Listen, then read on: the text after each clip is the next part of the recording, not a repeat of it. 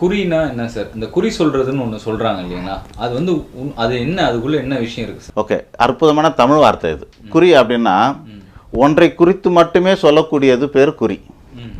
ஏதாவது ஒரு விஷயத்தை மட்டும் கேட்டு வரணும். ஐயா எனக்கு வேலை கிடைக்குமா, ஐயா என் வீட்டில் ஒரு மாடு காணாமல் போச்சு, அது எந்த பக்கம் இருக்கும், இப்படிலாம் ஒன்று கேட்டுட்டு வருவாங்க இல்லையா, இது பேர் தான் குறின்னு சொல்கிறது.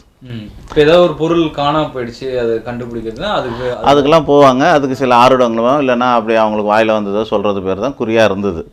இதுதான் குறியாக இருந்தது. ஆனால் இப்போ குறிக்கோள்லாம் மாறி போச்சு. அந்த குறியான குறிக்கோளும் மாறி போச்சு. இப்போ மனிதர்களில் 3 வகைகள் இருக்காங்க. குணங்கள் 3 இருக்குது. குணம் நாடி குற்றம் நாடி அவற்றில் மிக நாடி மிக கொள்ளன்னு சொல்லுவார் திருவள்ளுவர். அந்த மாதிரி குணம் அது கீதையிலான குணம் சொல்கிறாங்க. சத் ரஜஸ் தமசுன்னு சொல்லக்கூடியது 3 வகையில் இருக்குது. இதை எந்த வகையில் பிரிக்கிறாங்கன்னா ஞானத்தின் அடிப்படையில் பிரிக்கிறாங்க. இந்த 3 வகையானது. இப்போது மக்களில் வந்து பாமரர்கள், படித்தவர்கள், பண்டிதர்கள் 3 வகை இருப்பாங்க. இது பாமர்களுக்கான ஒரு நிவர்த்தி அல்லது தன்னோட வழிமுறை, அவங்களா கையாளுற ஒரு வழிமுறை. அதில் எவ்வளோ நம்பிக்கை இருக்குது, நம்பிக்கை இல்லை, அதுக்குள்ளே நம்ம போவோன்னா அவங்கள நம்ம போய் டிஸ்டர்ப் பண்ண வேண்டாம். அவங்களுக்கு நம்ம கருத்து சொல்ல வேண்டாம். வழியை சொல்லிட்டோம். அது அறிவுபூர்வமானதா அப்படின்னா படித்தவன் ஏற்றுப்பான், ஞானபூர்வமானதுன்னா பண்டிதன் ஏற்றுப்பான். இது பாமர்களுக்குரியது, உணர்வுபூர்வமானது, நம்பிக்கை பூர்வமானது. அது நம்பிக்கை தான், அதுக்கெல்லாம் ஆதாரம்லாம் கிடையாது. அவங்க தான் போவாங்க. அது சரியான யூகங்கள் உண்மையாகுது, நடந்த சம்பவங்கள் அனுபவம் ஆகுது. ஒருத்தன் குறி சொன்னோடனே எல்லாரும் போய் கீழே நின்ற மாட்டாங்க. அவன் பல பேருக்கு சொல்லி பாதிக்கு மேலே நடந்திருக்கும், அதனால தான் அவங்ககிட்ட போய் நிற்பாங்க. சாமி வந்து சொல்லுது அப்படிலாம் சொல்கிறாங்க இல்லையா, அப்படி சாமியெல்லாம் வருதுன்னாக்கா நம்ம நல்ல விஷயந்தான். ஆனால் ஏன் அந்த சாமியெல்லாம் வந்து முன்னாடி கேள்விகளை சொன்ன மாதிரி ஒழுக்கமானவங்க, நல்ல நிலையில் இருக்கிறவங்க, இவங்க மேலாம் சாமி வர மாட்டாங்க. நல்லவங்க தான் எல்லாரும், நல்லவங்க இல்லைன்னு அப்படியே எடுத்துக்கூடாது அர்த்தம். நம்ம சொல்லியிருந்தாலும் மறத்திக்கலாம். நல்லவங்க தான் எல்லாமே, அது இல்லை. ஏன் இதெல்லாம் இந்த மாதிரி வருது அப்படின்னா அதெல்லாம் சிறு தெய்வங்களை வச்சு சொல்லிக்கிட்டு இருக்கிறாங்க. பெரிய தெய்வங்கள் கிடையாது. நம்மள 2 வகையான தெய்வங்கள் இருக்குது. சிறு தெய்வம்னு ஒன்று இருக்குது, பெரு தெய்வம்னு ஒன்று இருக்குது. சிறு தெய்வம்னா நம்மளை மாதிரி வாழ்ந்து பின்னாடி தெய்வத்தன்மை அடைஞ்சவங்க, அவங்க தான் சொல்லிகிட்டு இருக்கிறாங்க. அவங்கள வச்சு சொல்கிறாங்க அல்லது அவங்கள மையப்படுத்தி சொல்லிகிட்டு இருக்கிறாங்கன்னு சொல்கிறாங்க, அவ்வளோதான். பெரிய தெய்வ வழிபாட்டில் இருக்கிறவங்களுக்கு அதில் ஈடுபாடு இருக்காது. பாமரர்களுக்கு சிறு தெய்வ வழிபாடில் அதிகம் ஈடுபாடு இருக்கும்.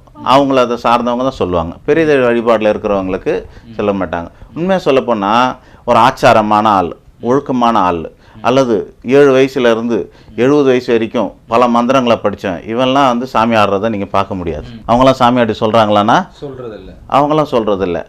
பாமரர்கள்கிட்ட தான் அந்த குறி சொல்கிற பழக்கம் இருக்கும். ஏன்னா அது வந்து சிறு தெய்வங்களை வச்சு சொல்கிறது. அதனால் அந்த நம்பிக்கை அவங்களோட இருக்கட்டும். அது வந்து நம்ம அவங்கள கிரிட்டிசம் பண்ண முடியாது. இது அவங்களுக்கான வழிமுறை. இப்போது ஒரு காட்டிலையும் மலையிலையும் வசிக்கிறவங்க அவங்களுக்குன்னு ஒரு பழக்க வழக்கங்கள் வச்சுருப்பாங்க இல்லையா, அந்த மாதிரி பாமர்களுக்கான இது பழக்க வழக்கங்கள், பாமர்களுக்கான நம்பிக்கைகள். அதை நம்ம டிஸ்டர்ப் பண்ணக்கூடாது. அது அவங்க நம்பிக்கிட்டோம், அவங்க செஞ்சுக்கிட்டு இருக்கட்டும். இப்போ இந்த குறி சொல்கிறாங்க இல்லையா, அந்த குறி சொல்கிறது வந்து இப்போ ஒரு பொருள் காணும், அப்புறமேல் வந்து ஒருத்தங்க அப்படியே ரொம்ப ஒரு மாதிரி கத்திக்கிட்டுலாம் சொல்லுவாங்க, அந்த உடுக்கு அடித்து இந்த மாதிரிலாம் நிறைய விஷயங்கள் சொல்கிறாங்க. அது உண்மையாகவே அந்த மாதிரி ப்ரெடிக்ட் பண்ணி சொல்ல முடியுமா? ஆதாரம் கிடையாது. 10க்கு 1 க்ளூவில் ஃப்ளூக்கில் இதெல்லாம் வரும். எப்போவுமே ஒரு விஷயத்தை எடுத்துக்கணுன்னா, நான் ஒரு விஷயத்தில் ஜெயிக்கிறேன்னு வச்சிங்களேன், அது வந்து கன்சிஸ்டன்சிங்கிற ஒரு வார்த்தையை தான் நமக்கு ரொம்ப முக்கியம். தொடர்ச்சி.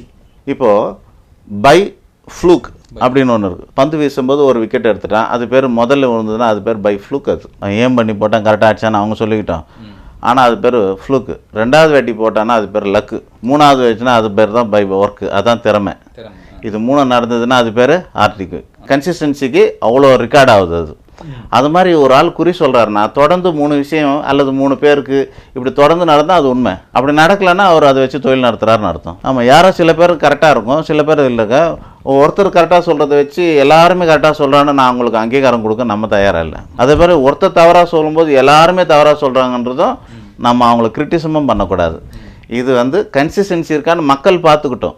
யாருக்கிட்ட போய் குறிக்கு போகிறோமா, கடைசி 3 முறையாக நம்ம கரெக்டாக இருந்ததுன்னா அவன் கரெக்டாக சொல்கிறாருன்னு அர்த்தம். இப்போ இந்த மாதிரி பவர், இந்த குறி சொல்கிற பவர்லாம் வருதுன்னா அவங்க ஏதாவது அது இருக்குன்னு பிரத்யேகமாக ஏதாவது மெடிடேஷன் இந்த மாதிரி ஏதாவது பண்ணுவாங்க? மெடிடேஷன் அவங்கள பண்ணியிருக்காங்களா யாராவது? எதுவுமே கிடையாது.